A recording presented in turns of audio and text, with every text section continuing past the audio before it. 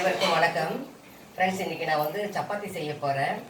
சப்பாத்திக்கு வந்து நான் எப்போவுமே வந்து இப்போலாம் நல்ல காய்கறி சாப்பிட்ணுன்னு சொல்லிட்டு காலையில் என்ன பண்ணிடுறேன், நான் அதுக்கு வந்து சப்பாத்திக்கு நான் வந்து ஒரு கூட்டு மாதிரி ரெடி பண்ணுறேன்.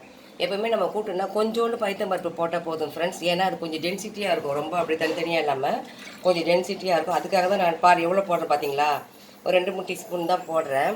அதுக்கப்புறம் என்ன பண்ணுறேன், நான் வெங்காயம், பூண்டு, அதுக்கப்புறம் வந்து தக்காளி,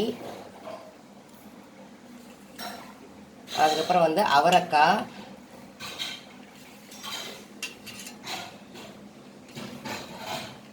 அதுக்கப்புறம் குடமிளகா போடுறேன் ஃப்ரெண்ட்ஸ். அதுவும் உடம்புக்கு ரொம்ப நல்லது. இப்போ நம்ம என்ன பண்ணணும், மிளகாத்தூள் அப்படின்னா பச்சை மிளகா போடணும். ஆனால் வந்து நான் அதை போடலை. ஏன்னா நம்ம வந்து என்ன பண்ணுறோம், குடமிளகாவே நம்மளுக்கு கொஞ்சம் காரமாக இருக்கு இல்லையா, அதனால் நான் என்ன பண்ணிவிட்டேன், நான் பச்சை மிளகாவும் போடல, மிளகாத்தூளும் போடலை. அப்புறம் இந்த கூட்டுக்கு தேவையான கொஞ்சோண்டு உப்பு பார்த்து திட்டமாக போடலாம் ஃப்ரெண்ட்ஸ், தேவைப்பட்டால் கூட போட்டுக்கலாம். உப்பு போட்டுக்கிறேன். அதுக்கப்புறம் நான் என்ன பண்ணிக்கிறேன், கொஞ்சோண்டு மஞ்சத்தூள் போட்டுக்கிறேன் ஃப்ரெண்ட்ஸ். போட்டுட்டு இப்போ நம்ம என்ன பண்ணோம், கொஞ்சோண்டு, ரொம்ப தண்ணி வேண்டாம், கொஞ்சம் இதை பாருங்கள் ஃப்ரெண்ட்ஸ், இதை வச்சு பார்த்தாலும் தெரியும். இல்லைன்னா ரொம்ப தண்ணியாக ஆகிடும் கூட்டு, அது வேண்டாம். இதை இப்போ பாருங்கள், இது உள்ளே இருப்பாங்க இவ்வளோ தண்ணி நிற்கிது பார்த்தீங்களா, அவ்வளோ தண்ணி இருந்தால் போதும் ஃப்ரெண்ட்ஸ் நம்மளுக்கு. இப்போ நம்ம இதை வந்து குக்கரில் இது வந்து அடுப்பில் வச்சு நம்ம என்ன பண்ணிக்கலாம், ஒரு 4-5 விசில் விட்டுக்கலாம் ஃப்ரெண்ட்ஸ். நம்ம வந்து ஒரு 4-5 விசில் விட்டுக்கலாம் ஃப்ரெண்ட்ஸ். அது நல்லா காய் வேகட்டும் ஃப்ரெண்ட்ஸ். இங்கே பாருங்கள், சப்பாத்தி செய்கிறேன் ஃப்ரெண்ட்ஸ். இங்கே பாருங்கள், இப்போ வந்து குடமிளகா இதெல்லாம் போட்டு வச்சோம் இல்லையா, ஆனால் கொஞ்சம் தண்ணியாக இந்த மாதிரி இருக்குது ஃப்ரெண்ட்ஸ். அது ஒன்றும் பிரச்சனை இல்லை, கொஞ்சம் வச்சு நம்ம அதை வந்து கெட்டி பண்ணிடலாம். இப்போ வந்து கடுகு உளுத்தம் பருப்பு போட்டு தாளிச்சிடலாம்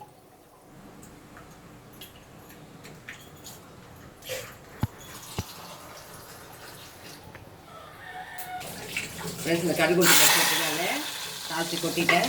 அதுக்கப்புறம் வந்து கருவேப்பிலை கொத்தமல்லி நம்ம போடல ஃப்ரெண்ட்ஸ், இப்போ போட்டுக்கலாம். போட்டுட்டு இப்போ பாருங்கள், கொஞ்சம் தண்ணியாக இருக்கிற மாதிரி இருக்குது, நம்ம கேட்டி பண்ணிடலாம் ஃப்ரெண்ட்ஸ், ஒன்றும் பிரச்சனை இல்லை.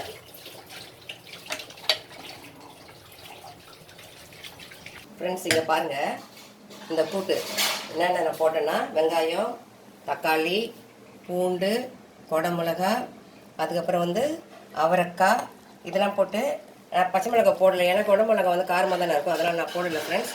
கொஞ்சம் தண்ணி ஊற்றி வேக வச்சேன், ஆனால் அது கொஞ்சம் தண்ணியாக இருந்த மாதிரி இருந்துச்சு, அது சாப்பிட்டு நல்லா இருக்காதுன்னு சொல்லிட்டு நான் திருப்பி என்ன பண்ணேன், நான் அதில் வந்து நல்லா சுண்டை வச்சேன் ஃப்ரெண்ட்ஸ். சுண்டை வச்சு இதுமாதிரி கெட்டி ஆகிடுச்சு.